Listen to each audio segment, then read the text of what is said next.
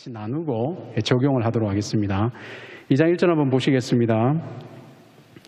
에베소 교회의 사자에게 편지하라. 오른손에 있는 7별을 붙잡고 7 금촛대 사이를 거니시는 이가 이르시되 아멘. 여러분 여기 에베소 교회를 한번 보세요. 에베소 교회는 이게 당시에 로마 제국의 3대 도시 중에 하나였습니다. 거의 3대 도시일 정도로 큰 곳이었죠. 그런데 여기에 뭐가 있었냐면 아데미 신전이 있었습니다. 아데미 신전은 여러분들이 그 사도행전 9장, 19장 정도에 가면 아마 데메드리오라는 인물을 만나게 되는데 이 사람이 이렇게 소동을 일으키죠. 이 사람이 뭐냐면 은장색, 우상을 만드는 사람입니다. 그만큼 이 우상이라는 것은 경제적인 것과 연결이 되는 그런 요인이 있습니다. 에베소가 그런 특징이 있는 도시입니다. 거기에 사자, 이 사자는 이제 뭐 천사 혹은 여기에 있는 어떤 지도자 이렇게 보시면 됩니다. 오른손에 있는 7별을 붙잡고 7 금촛대 사이를 다니시는 이라고 했는데 우리가 이거 계시록 1장에서 봤습니다. 여러분 이 계시록의 특징이 있습니다. 이 묵시록의 특징인데요. 반복됩니다. 이 계시록을 만일에 역사순, 시간순으로만 보시게 되면 조금 충돌이 일어나는 장면들이 많이 생깁니다. 왜냐하면 앞에 나왔던 사람이 뒤에 또 나오거든요. 앞에 나왔던 장면이 뒤에 또 나오게 되거든요. 그러면 이게 그 똑같은 사람인지 아닌지 이거를 분별하지 못하게 되면 해석에 차이가 생기게 되거든요. 지금 여기 나오고 있는 7 금촛대 사이에 다니고 계신 이는 계시록 1장 16절에 나오신 분이시거든요. 반복되고 있습니다. 근데 이 뜻이 뭐냐? 교회를 다니고 계신다는 것은 바로 교회의 주권이시고 또 교회를 지금 보살피고 계신다. 이렇게 보시면은 크게 무리가 없습니다. 2절입니다. 내가 내 행위와 수고와 내 인내를 알고 또 악한 자들을 용납하지 아니한 것과 자칭 사도라 하되 아닌 자들을 시험하여 그의 거짓된 것을 내가 드러낸 것과 아멘. 사랑하는 여러분 2절에 보시면 내 행위와 수고와 인내를 알고 라고 표현하셨는데 이게 데살로니가전서 1장 3절에 보면 이런 표현이 있습니다. 믿음의 역사 또 사랑의 수고, 소망의 인내 이거와 맥을 같이 하는 겁니다. 그러니까 믿음의 역사, 사랑의 수고, 소망의 인내 그거를 이렇게 표현하는 거죠. 내 행위가 뭐겠습니까? 믿음의 역사인 거죠. 그러니까 데살로니가전서 1장 3절 말씀을 연결해서 생각해 볼 때 이런 믿음의 역사, 이런 행위들을 끝까지 포기하지 않고 수고하고 인내했던 것을 알고 계신다고 말씀하고 계세요. 근데 이 알고 있다라는 뜻은 이거는 경험적인 안다. 그리고 내가 지적으로도 알고 내면적으로도 알지만 경험적으로도 알고 있는 것을 이 단어는 뜻하고 있습니다. 그래서 네가 지금 어떻게 하고 있는지, 네가 어떤 수고를 하고 있는지, 네가 어떤 인내를 갖고 있는지 내가 알고 있다는 겁니다. 그리고 또 악한 자들을 용납하지 않고 자칭 사도라 하는 자들을 시험하여서 그 거짓된 것을 드러낸 것도 알고 있다는 거죠. 이 자칭 사도라는 단어를 한번 보십시오. 그래서 우리 안에, 공동체 안에는 자칭 사도라고 하는 사람들이 있기 때문에 우리에게 뭐가 필요하냐면 영분별이 필요한 겁니다. 여러분 우리가 이것을 분별해야 되는 능력이 필요합니다. 그래서 데살로니가전서 5장 3절 같은 경우에는 이렇게 말씀하십니다. 범사에 헤아려서 좋은 것을 취하라고 말씀을 하시는 거예요. 사랑하는 여러분, 여러분들이 우리가 같이 공동체 안에 있을 때에 모든 것이 다 좋은 것이 아닙니다. 어떤 것이 우리의 영적으로 어떤 것이 우리에게 해로운 것인지 분별하는 능력이 필요하죠. 그런데 이 에베소에 있는 에베소 교회는 어떻게 했다는 겁니까? 분별했다는 겁니다. 그래서 그것을 드러낸 것을 알고 계셨다. 3절입니다. 또 내가 참고 내 이름을 위하여 견디고 게으르지 아니하는 것을 아노라. 아멘. 여기 참고라는 단어 밑에다 이렇게 적으시면 됩니다. 인내했다라는 거죠. 인내한 결과 어떤 일이 났습니까? 견뎌낼 수가 있었던 거죠. 그렇습니다. 이 참고와 견디는 것은 인과관계가 있습니다. 인내했기 때문에 견뎌낼 수 있었죠. 그리고 게으르지 아니한 것도 아신다고 합니다. 그런데 게으르지 않았다라는 것은 이렇게 적으시면 됩니다. 피곤하지 않았다. 그러니까 내가 지금 인내하고 견뎌내고 있었지만 그 일을 피곤하게 생각하지 않았다는 거죠. 그것을 안다는 거예요. 그런데 여기 3절에 아노라라고 되어 있지만 실제로 헬라어로 찾아보시면 이 3절에는 아노라라는 단어가 없습니다. 그러면 이게 어떻게 연결이 되느냐? 2절에 보시면 알고, 내가 내 행위와 수고와 내 인내를 알고, 이 알고가 2절과 3절을 다 이렇게 포함하는 단어가 되는 겁니다. 그러니까 이렇게 이해하셔야 되는 거죠. 내가 알고 있다. 내 행위와 수고, 내 인내도 알고 있다. 네가 어떻게 분별했는 것도 알고 있다. 내가 어떻게 참고 견뎠는지도 알고 있다. 내가 얼마나 피곤하지 않고 열심히 했는지도 알고 있다. 4절입니다. 그러나 너를 책망할 것이 있나니 너의 처음 사랑을 버렸느니라. 아멘. 그런데 에베소 교회는 이렇게 여러 가지 수고하고 인내했었지만 한 가지 책망해야 될 게 있다는 거죠. 그게 뭡니까? 너의 처음 사랑을 버렸느니라. 여러분, 이 구절은 너무나 유명하지 않습니까? 우리가 다 한 번씩은 교회를 다녀보셨다면 들어봤을 것입니다. 그런데 이 처음 사랑을 버렸다라는 것은 마태복음 24장 12절, 이 구절은 같이 한번 좀 찾아보면 의미가 있을 것 같습니다. 마태복음 24장 12절입니다. 여러분, 마태복음 24장 12절입니다. 그리고 마태복음 24장 12절 신약 52페이지입니다. 찾으셨으면 요 12절 9절에다 별표를 하시거나 동그라미를 표시를 해주면 좋을 것 같습니다. 제가 읽겠습니다. 불법이 성함으로 많은 사람의 사랑이 식어지니라. 아멘. 우리 다 같이 한번 큰 목소리로 12절 한번 읽어보겠습니다. 시작. 불법이 성함으로 많은 사람의 사랑이 식어지리라. 아멘. 여러분, 종말이 오고 마지막 때가 올 때 특징이 무엇이냐? 지금 12절에서 드러나고 있습니다. 불법이 성하게 되고 또 많은 사람의 사랑이 식어지게 된다는 거죠. 그러니 이 구절의 말씀과 계시록을 같이 생각해 볼 때에 이 에베소 교회가 다 잘하고 있는데 한 가지 잊었던 게 뭡니까? 너의 처음 사랑을 잃었다라는 거죠. 사랑이 잊혀지고 있는 것, 여기에 대해서 지금 지적해주고 있습니다. 그런데 사랑은 무엇입니까? 우리가 두 대상을 크게 사랑을 합니다. 하나는 하나님 사랑입니다. 두 번째는 이웃 사랑입니다. 다시 표현을 하면 하나는 하나님 사랑이죠. 두 번째는 사람 사랑입니다. 여러분, 우리가 이 에베소 교회는 대를 이어서 믿음이 이어지는 교회입니다. 제일 먼저 바울이 에베소의 복음을 전해서 디모데로 연결이 되고 그 다음에 디모데 다음에 사도 요한으로 대를 이어서 신앙이 전수된 교회가 에베소 교회거든요. 그런데 한번 생각을 해보세요. 여기에 신앙생활을 오래 했거나 혹은 자기가 태어났는데 내가 교회라는 문화에 있었던 사람들 한번 생각을 해봅시다. 그게 아니어도 신앙생활을 오래 한 사람들 한번 생각해 봐야 됩니다. 우리가 하나님을 향한 사랑이 식어지지 않습니까? 대를 이어가면 갈수록, 시간이 이어가면 갈수록 우리의 사랑이 더 뜨거워지는 것이 아니라 우리의 사랑이 식어진다면 오늘 이 계시록 2장 4절 말씀을 기억해야 됩니다. 너의 처음 사랑을 버렸느니라. 그래서 5절로 연결돼야 되는 거죠. 어디다 버렸는지 기억해야 된다. 찾아내라. 그리고 또 사랑은 이웃에 대한 사랑입니다.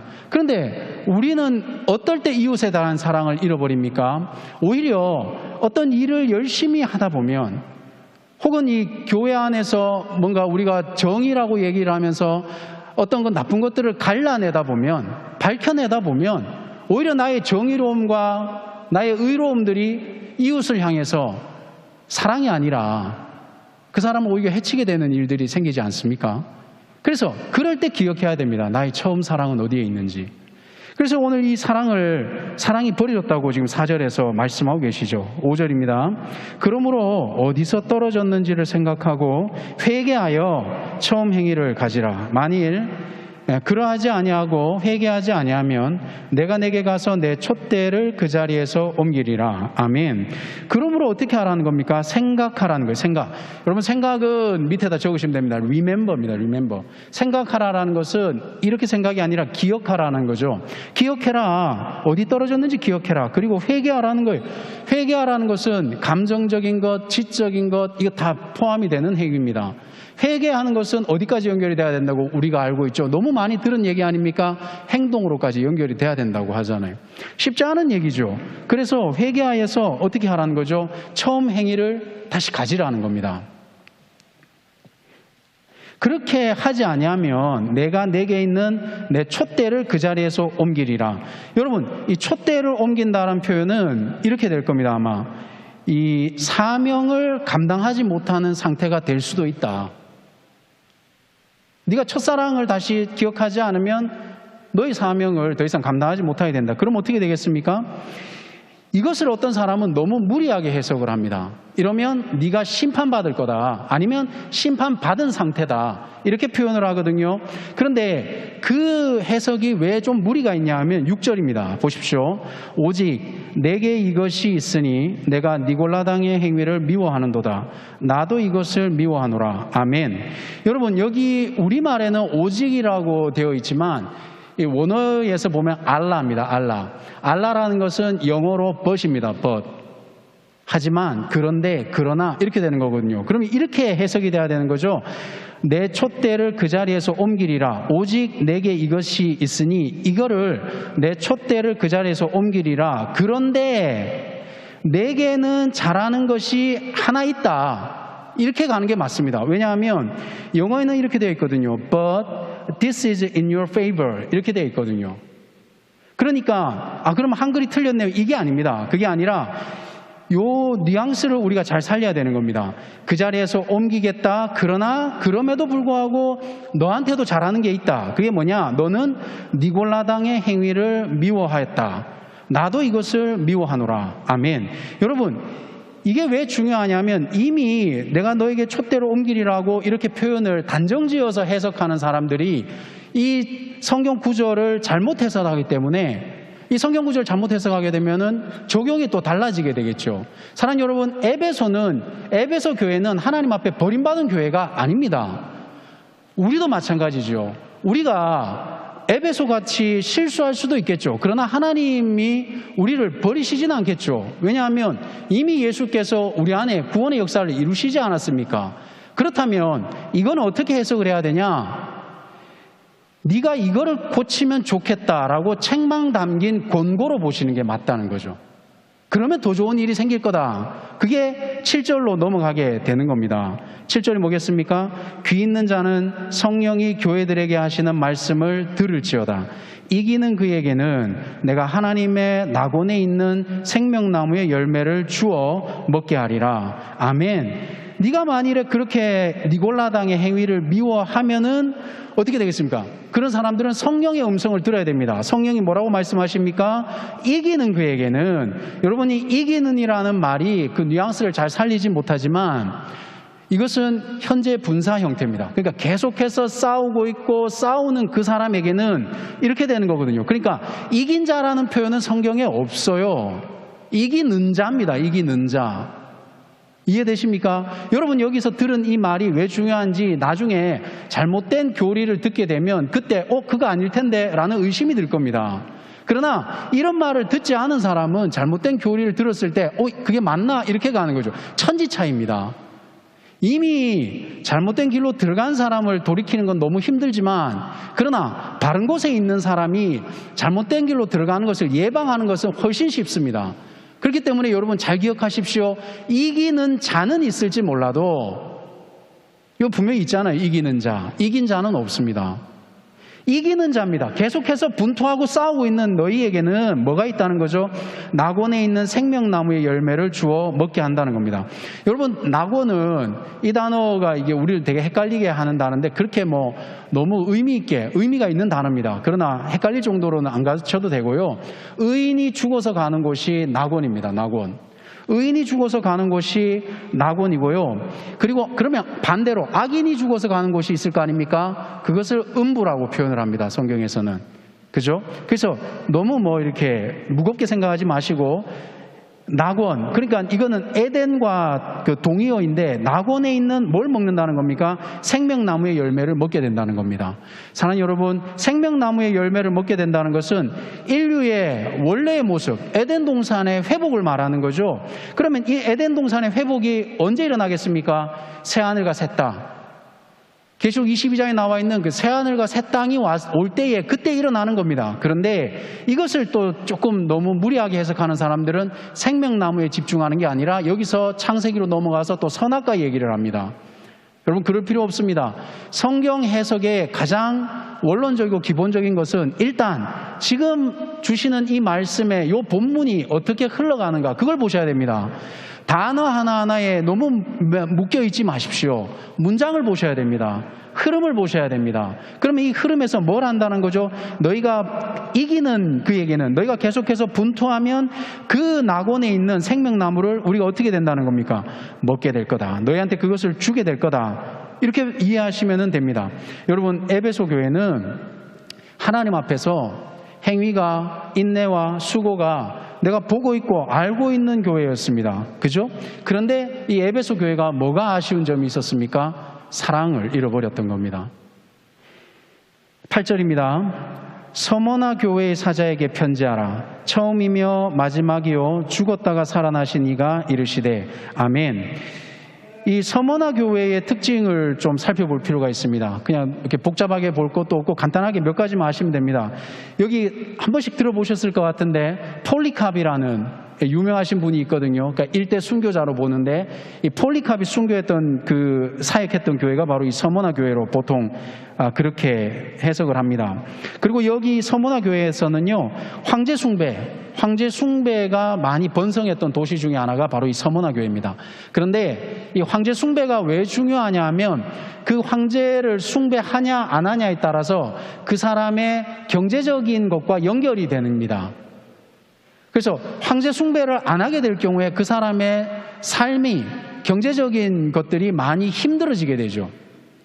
근데 이런 거는 우리에게도 있지 않습니까?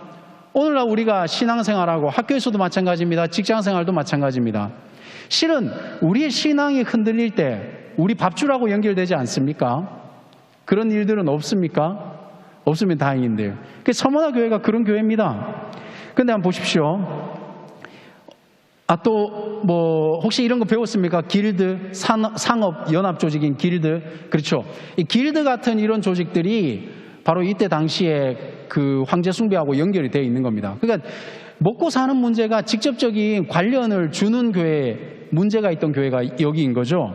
그래서 서머나 교회에게 뭐라고 얘기합니까? 처음이요 마지막이요 죽었다 살아나시니. 이거 우리 계시록 1장 18절에 봤습니다. 또 반복되고 있죠. 그렇습니다. 그분이 우리에게 말씀하시는데 이 9절입니다.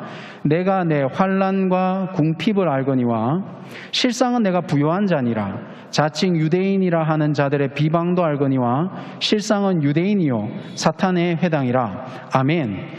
여러분 9절에 앞부분에 보시면은 여기 궁핍이라고 나와 있죠. 그렇죠? 환난과 궁핍이라고 했는데 여기서 말하는 환난과 궁핍은 바로 경제적인 요소입니다. 내가 황제 숭배를 하는 사람은 그 이권이 걸려있는 데서 배제되지 않습니다. 그러나 황제 숭배를 하지 않는 사람은 자기의 밥줄이 위협을 받는 상황이 되는 거죠. 그 궁핍을 말하는 겁니다. 궁핍을 알거니와 실상은 그런데 어떤 사람이에요? 내가 부요한 자니라. 여러분 우리가 이 문장으로 보니까 느낌이 안 살잖아요. 그렇죠? 우리가 지금 당장 먹을 것이 없고 당장 살기가 힘들고 당장 이게 지금 너무나 이게 사회적으로도 뭐 좀 힘들게 하는 단어들이 많이 있지 않습니까? 뭐 영끌이라든가 뭐 이런 단어들이 있잖아요. 그거는 뭐 이거와 그 직접적인 상관은 없겠지만 어찌됐건 우리가 부요하다 함은 여기 성경이 말씀하시는 부요함은 경제적인 것이 아닌 게 문제가 됩니다. 그러니 이제는 좀 조심해서 성경을 우리가 말을 할 필요가 있습니다. 그 얘기는 뭡니까? 설교는 설교고 삶은 삶이다. 이렇게 갈라치게 하는 순간부터 하나님의 말씀이 내 삶에 개입할 요소가 줄어들게 되는 거죠. 하나님의 말씀을 내 삶과 분리시키는 순간 실은 그냥 말씀은 말씀이고 설교에 부정적인 뜻이 있지 않습니까? 그냥 이렇게 좋은 말 듣는 게 설교잖아요. 그래서 우리가 그러잖아요. 선생님 설교하시네 뭐 이런 표현 쓰잖아요. 그런 설교는 우리 삶에 영향을 미치지 못하죠. 그런데 이거 뭐라고 얘기합니까? 네가 지금 궁핍하지만 실상은 너 부유한 사람이다. 영적으로 부유하다라는 거예요. 너의 삶이 지금 힘들지 모르겠지만 하나님 앞에서 넌 부유하다. 근데 여러분에게 우리 자신에게 물어야 됩니다. 그런 부유하다라는 말을 들었을 때 기쁘십니까? 그게 기쁘십니까? 차라리 저쪽에 뭐 100억짜리 빌딩 하나 생기는 게 더 기쁘십니까? 실상은 부유한 자라 했는데 100억짜리 빌딩은 아니었거든요. 내가 4.5 맞는 게 아니었거든요. 물론 뭐 4.5는 공부 열심히 하면 다 맞는 거지만, 그렇죠? 그래서 한번 보십시오. 자칭 유대인이라 하는 자들의 비방도 알거니와, 이 비방은 어떤 것과 연결이 되냐 하면 이런 유대인들이 그리스도인들을 고소하는 겁니다. 그러면 고소하면 어떤 일이 일어나겠습니까? 감옥에 갇히게 되는 거죠. 그러니 서문화 교인들의 위험 요소는 경제적인 요소가 있었고, 내가 예수를 믿기 때문에 감옥에 갈 수 있는 요소가 있었던 거예요.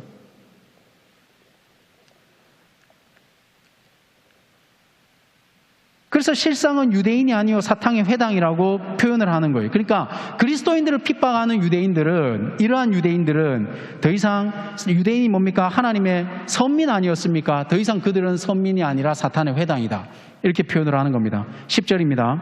너는 장차 받을 고난을 두려워하지 말라. 볼지어다 마귀가 장차 너희 가운데서 몇 사람을 옥에 던져 시험을 받게 하리니 너희가 10일 동안 환난을 받으리라. 내가 죽도록 충성하라. 그리하면 내가 생명의 관을 내게 주리라. 아멘.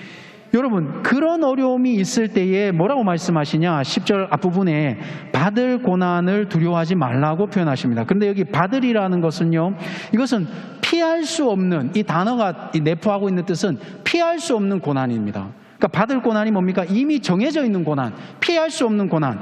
그런 고난이 있다 할지라도 두려워하지 말라는 거예요. 이 서문화 교회에게 주시는 말씀이 이겁니다. 두려워하지 말라. 그리고 또 마귀가 어떻게 합니까? 너희들 몇 사람을 옥에 던져서 시험을 받게 하리니. 그 아까 제가 말씀드렸죠.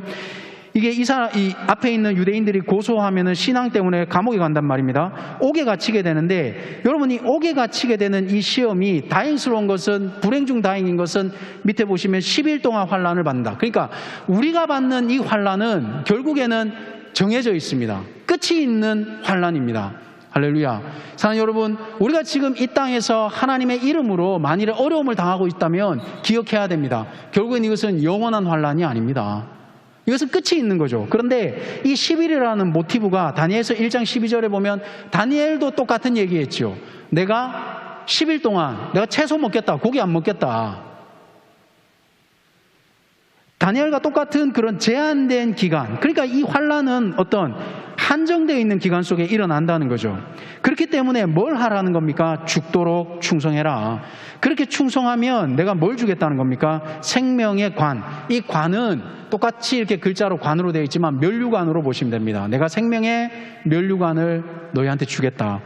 그러니 사랑하는 여러분, 우리가 환난 속에 있을 때 무엇을 기억해야 됩니까? 두려워하지 마십시오. 그리고 다시 우리가 하고 있던 이 하나님 앞에 죽도록 충성하는 겁니다. 그런데 여기 죽도록이라는 말이 좀 의미가 있습니다. 여러분, 죽도록이라는 것은요, 이것은 시간적으로 죽을 때까지 충성하는 게 죽도록입니다. 그런데 분량적으로도 죽을 때까지 충성하는 게 죽도록입니다. 그러니 우리가 죽도록 충성한다는 것은 시간도 채워야 되지만 분량도 채우는 겁니다. 사랑하는 여러분, 그런 경험들 있지 않습니까? 우리가 왜 때로 응답받을 때 보면 이게 정말 숨이 꼴딱꼴딱 넘어가는 그 시점까지 하나님 앞에 인내했더니 그 다음에 하나님이 채워주시잖아요. 이런 경험이 없다면 이 신앙을 논하기가 좀 힘들어지는 거죠.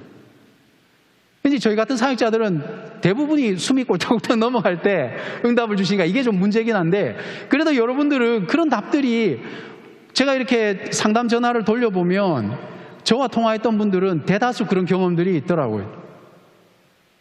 근데 왜 사랑을 잊어버리셨습니까? 어디서 잃어버리셨습니까? 여러분, 우리가 분량을 채웁시다. 또 시간도 채워야 됩니다. 자, 그렇게 하시면 11절입니다. 귀 있는 자는 성령이 교회들에게 하시는 말씀을 들을지어다. 이기는 자는 둘째 사망의 해를 받지 아니하리라. 아멘. 자, 우리가 성령의 음성을 들어야 됩니다. 교회들에게 뭐라고 하십니까? 이기는 자. 똑같이 나오죠. 이긴 자가 아닙니다. 지금도 싸우고 분투하고 있는 자, 우리를 말하는 겁니다. 여러분, 신앙 안에서 여러분들은 이기는 자입니다. 지금도 싸우고 있는 여러분들에게 둘째 사망의 해를 받지 않게 한다는 거죠. 둘째 사망의 해는 제가 나중에 계시록 20장에 가면 조금 더 이렇게 자세하게 설명을 드리겠지만, 둘째 사망이라는 것은 영혼의, 다시 표현을 하면 둘째 부활에 참여하는 겁니다. 둘째 사망을 받지 않는다는 것은 둘째 부활에 참여하는 거거든요. 둘째 부활에 참여하는 것은 영혼의 부활이고, 그리고 우리 육의 부활을 말하는 겁니다. 저는 이런 우리의 이 부활의 상태를 가장 잘 보여주시는 분이 저는 예수님이라고 생각을 하지만 그거는 이제 시간 관계상 다음에 기회가 있으면 설명드릴 텐데 어찌됐건 이기는 자에게 뭘 주신다는 겁니까? 둘째 부활에 우리가 참여할 수 있게 된다는 거죠. 자, 12절 말씀입니다. 버가모 교회의 사자에게 편지하라. 좌우에 날선 검을 가지신 이가 이르시되 아멘. 여러분, 이 좌우에 날선 검, 이거 역시 계시록 1장 16절에 나왔던 그분의 그 모습이 그대로 지금 나오고 있습니다. 그래서 이 검이 뭡니까? 이 우주적 심판을 하시는 그 하나님, 말씀으로 심판하시는 그 인자의 모습을 그리고 있지요. 예. 그렇게 날선 검을 가지신 이가 이 버가모 교회에 말하고 있습니다. 13절입니다. 내가 어디에 사는지를 내가 아노니 거기는 사탄의 권자가 있는 데라. 볼펜 있으신 분 여기 밑줄 치십시오. 이게 되게 중요합니다. 사탄의 권자가 있는 데라. 내가 내 이름을 굳게 잡아서 내 충성된 증인 안디바가 너희 가운데 곧 사탄이 사는 곳에서 죽임을 당할 때에도 나를 믿는 믿음을 저버리지 아니하였도다. 아멘. 여러분, 이 버가모 교회는 어떤 곳이냐면 이방 종교, 그러니까 황제 숭배와 우상 숭배가 아주 번창했던 도시가 버가모 교회입니다. 그런데 그 버가모 교회에 지금 뭐가 있습니까? 사탄의 권자가 있다는 거예요. 사탄의 권자가. 그러니까 사탄의 권자가 있다는 겁니까? 이방 신들의 제의를 하는 그런 그 제의 공간들이 있다라는 것을 표현하는 겁니다. 이해되시죠? 그런데 그런 곳에서 누가 있었다는 겁니까? 안디바가 있었죠. 안디바는 어떤 사람입니까? 이렇게 사탄이, 그러니까 우상 숭배가 범람하고 있고 황제 숭배가 이렇게 활성화되고 있는 곳에서도 순교하는 사람이었습니다. 그러니 그런 곳에도 안디바는 있더라. 그래서 안디바를 이렇게 설명해 주는 거죠. 믿음을 저버리지 아니하였다는 거죠. 14절입니다. 그러나 내게 두어 가지 책망할 것이 있나니 거기 내게 발람의 교훈을 지키는 자들이 있도다. 발람이 발락을 가르쳐 이스라엘 자손 앞에 걸림돌을 놓아 우상의 제물을 먹게 하였고 또 행음하게 하였느니라. 아멘. 자, 여기 14절에 그러나, 이게 6절에 오직 똑같은 단어입니다. 알라, 그러나, but. 이런 순교하는 이 버가모 교회에도 책망할 것이 있었는데 그게 뭐냐? 발람의 교훈입니다. 여러분, 6절에 니골라당이라고 되어 있죠. 니골라당이 누구냐? 이거 중요하지 않습니다. 니골라당이 어떤 일을 했느냐? 14절에 있습니다. 발람의 교훈을 쫓았는데, 발람의 교훈이 뭡니까? 우상의 제물을 먹고 또 행음했다라는 거죠. 행음했다는 것은 여러분이 생각하는 것처럼 성적인 그 타락을 얘기를 하는 겁니다. 이 모티브는 민수기 25장 3절에 보면 여러분, 이 바알 부올이라고 그러죠. 부올이라는 장소에서 바알 신을 섬겼다고 해서 바알 부올이라고 표현을 합니다.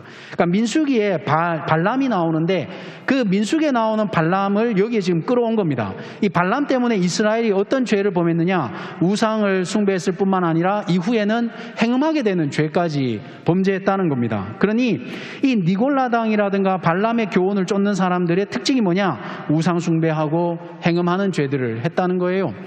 이 순교자가 나오는 버가모 교회 같은 곳에서도 이런 발람의 교훈을 쫓는 사람들이 있었다. 자, 15절 말씀입니다. 이와 같이 내게도 니골라당의 교훈을 지키는 자들이 있도다. 아멘. 여러분, 이 니골라당의 교훈이 뭐라고 했습니까? 반복합니다. 윗절에 보시면은 14절에 보시면 우상의 제물을 먹었고 그 다음에 행음했다는 거죠. 우상 제물을 먹었다는 것은 우상 숭배를 했고 또 성적으로 문란하고 타락했다라는 겁니다. 그게 니골라당의 교훈을 지키는 사람이었다는 거예요.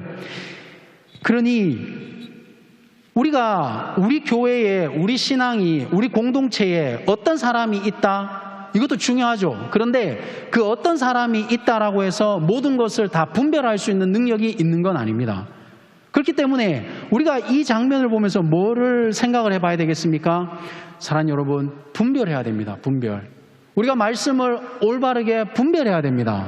우리가 우리의 신앙을 올바르게 분별해야 됩니다. 내가 순교할 만큼 열심이 있다고 해서 그 열심만 가지고 있다 보면 분별하는 힘이 없으면 잘못되면 우리의 열심 때문에 다른 사람이 다치게 되는 거예요. 잘못하면 순교할 것만 같은 그러한 열정들 때문에 잘못된 길로 무리를 이끌고 갈 수가 있게 되죠. 여러분, 제 짧은 경험 속에 제가 어찌됐건 이렇게 좀 많은 교회들을 경험을 했지 않습니까? 근데 가끔씩 안타까운 일들이 있습니다. 그게 어떤 경우냐 하면 너무나 이렇게 부흥하고 좋은 교회, 이렇게 크게, 외적으로 볼 땐 크게 된 교회들이 있습니다. 그런데 저는 그 교회가 어떻게 출발했는지 알아요. 그런데 남들이 볼 때는 부흥했다고 표현을 합니다. 출발이 온전치 못했었는데, 우리도 마찬가지입니다, 사랑하는 여러분. 남들이 저의 껍데기를 보고 여러분들의 껍데기를 볼 때 잘 사는 것 같고 제대로 하는 것 같지만, 그러나 하나님이 아시죠? 우리가 어떤 열심을 가지고 사는지, 우리가 어떤 행적들을 가지고 살고 있는지 여러분 분별해야 됩니다. 그래서 아까 제가 13절에 사탄의 권자가 있는 데라, 이거 예를 들어서 이런 겁니다. 분별이 뭡니까? 말씀을 맥락을 따라서 해석해야 되는데, 예를 들어가지고 사탄의 권자가 있는 데라, 사탄의 권자가 있다라고 했잖아요. 그죠? 여기에 분명히. 그런데 여기 분명히 성경에는 그냥 사탄의 권자가 있는 데라, 그러니까 있다라는 거예요. 있다라는 거. 그런데 어떤 사람들은 이거를 교회가 타락해서 그것이 사탄의 권세로 바뀌었다라고 해석을 한단 말이에요. 별 차이가 없는 것 같죠? 별 차이가 없는 게 여러분들이 차라리 건강한 겁니다. 이 별 차이를 느끼는 사람은 잘못된 걸 들어본 사람인 거예요.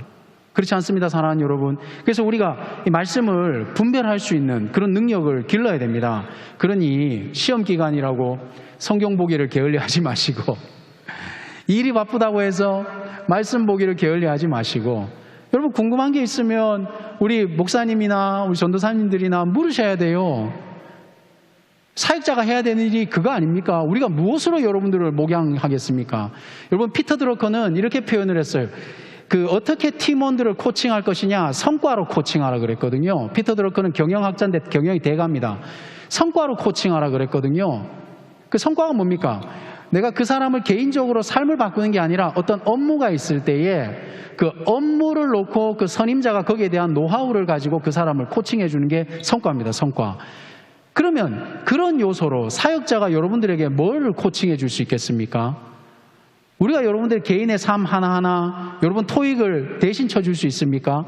직장에서 직무를 대신해 줄 수 있습니까? 아니죠. 그것이 어떻게 성경적으로 우리가 해석할 것인가, 이거 같이 고민해야 되지 않겠어요? 물으십시오. 그러려고 우리가 존재하고 있습니다. 자, 그래서 16절입니다. 그러므로 회개하라. 똑같습니다. 회개하라. 그리하지 아니하면 내가 내게 속히 가서 내 입의 검으로 그들과 싸우리라. 아멘. 회개하라는 겁니다. 왜 그렇습니까? 발람의 교훈, 잘못된 교훈이 들어오면 그것은 개인만 망칠 뿐만 아니라 공동체를 망치기 때문에 그렇습니다. 발람 때문에 이스라엘이 타락하였던 것처럼 이 공동체에 잘못된 열심을 갖고 있는 사람이 공동체를 삼킬 수가 있습니다. 그래서 회개하고 돌이켜야 되는 겁니다. 자, 17절 말씀입니다. 귀 있는 자는 성령이 교회들에게 하시는 말씀을 들을지어다. 이기는 그에게는 내가 감추었던 만나를 주고 또 흰 돌을 줄 터인데 그 돌 위에 새 이름을 기록할 것이니 받는 자밖에는 그 이름을 알 사람이 없느니라. 아멘. 사랑하는 여러분, 이제 마지막 구절입니다.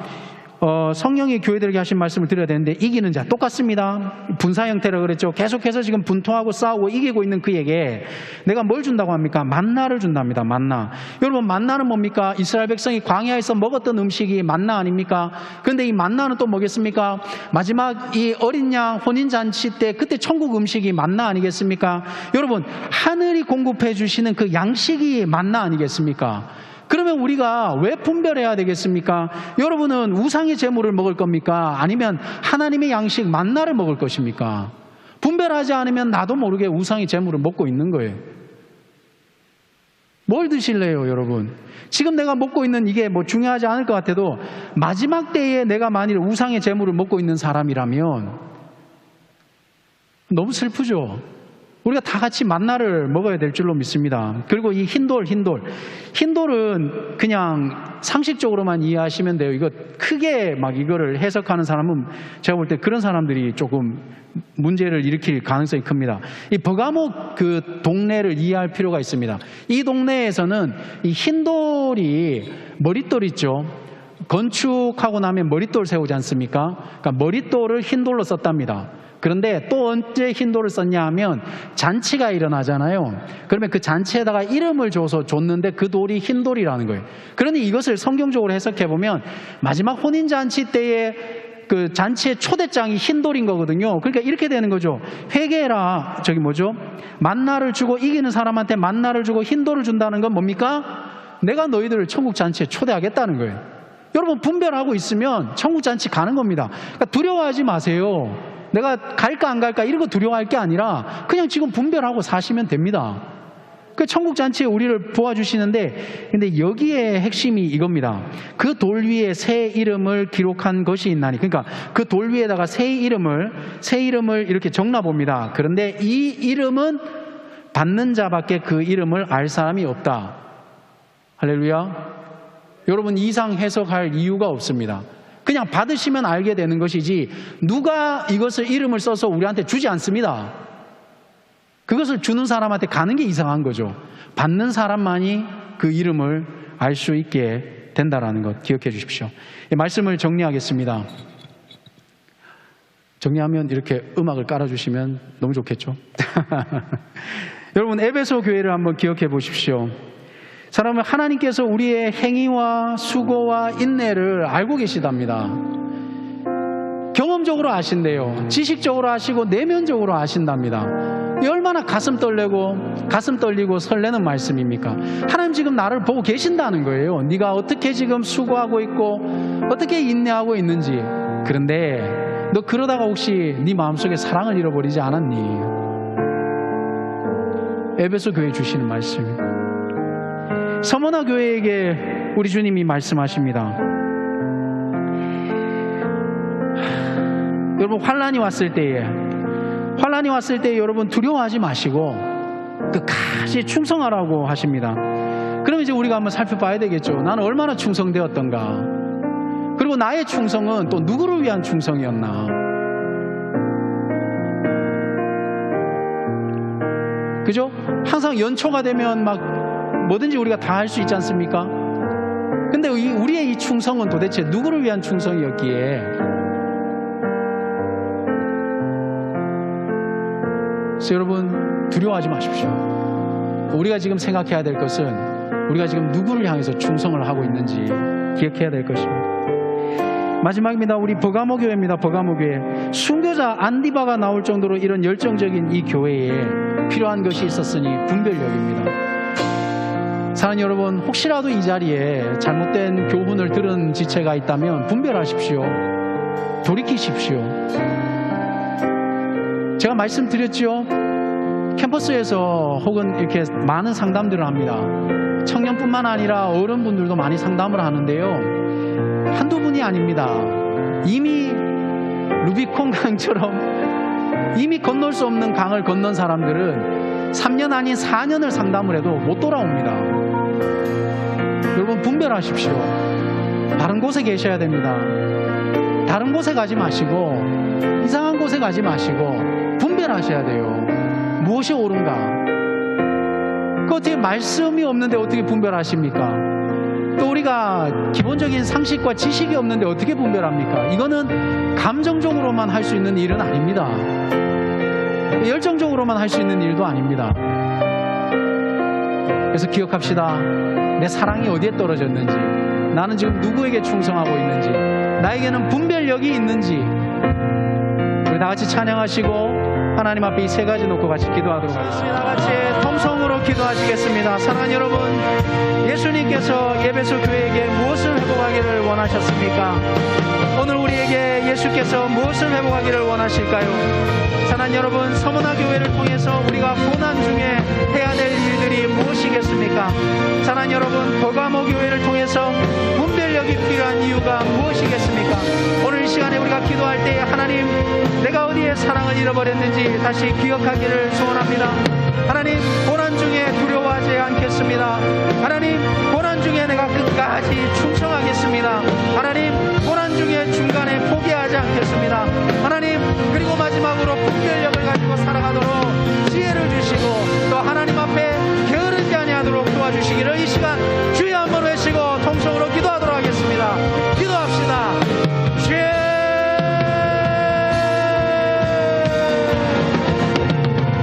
살아계신 하나님, 이 시간에 하나님 우리에게 하셨던 경고를 기억하게 하여 주시고 하나님 우리에게 니골라 당의 행위가 있는지 다시 한번 살펴보도록 도우시기를 간절히 원합니다.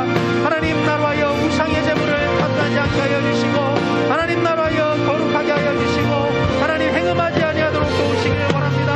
하나님이여, 나로 하여 잃어버린 사랑을 기억하게 하여 주시기를 간절히 원하옵나이다. 하나님, 내가 하나님을 향하여서 어떤 충성을 하고 있는지 두려워하지 않게 하여 주시고 하나님, 기간이 찰 때까지 하나님, 분량이 찰 때까지 하나님, 이를 끝까지 감당할 수 있도록 도와주시기를 간절히 원하옵나이다. 하나님, 내가 이기는 자가 되게 하여 주시옵소서.